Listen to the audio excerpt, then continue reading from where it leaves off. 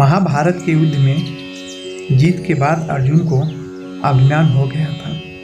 तब उनके परम मित्र भगवान श्री कृष्ण ने उनका घमंड एक झटके में तोड़ दिया था। दोस्तों, घमंड इंसान का सबसे बड़ा दुश्मन होता है।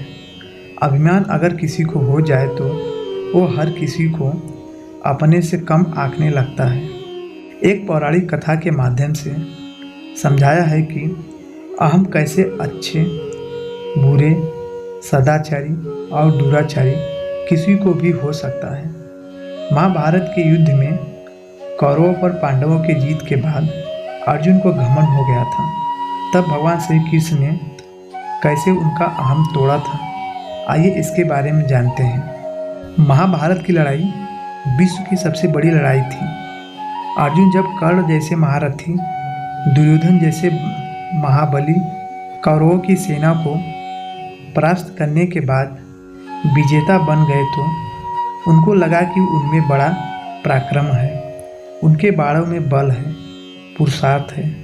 अर्जुन यही सब अपने मन में सवार करके युद्ध की भूमि से लौट रहे थे। जब अपने शिविर के आखिर में पहुंच गए तो अर्जुन के सारथी भगवान श्री कृष्ण ने कहा कि पार्थ, रथ से नीचे उतर जाओ। तब अर्जुन ने कहा कि माधव, आप सारथी हैं, आप पहले उतर जाइए। तब श्री कृष्ण ने कहा कि नहीं मित्र, तुम पहले उतर जाओ। विवाद बढ़ने पर धर्मराज युधिष्ठिर ने कहा कि अर्जुन, द्वारकाधीश अगर कोई बात कह रहे हैं तो उसमें जरूर कोई संकेत होगा। इससे अर्जुन को कुछ समझ तो आया नहीं, फिर भी वो अनमने भाव से रथ से नीचे उतर गए। इसके बाद जैसे ही सब लोग जाने लगे और भगवान श्री कृष्ण जैसे ही रथ से उतरे, रथ में एक भयंकर विस्फोट हुआ और रथ छोटे छोटे टुकड़ों में बट गया। अभिमान जिसके सिर पर सवार था, उस अर्जुन ने जब पलटकर देखा तो रथ जल रहा था।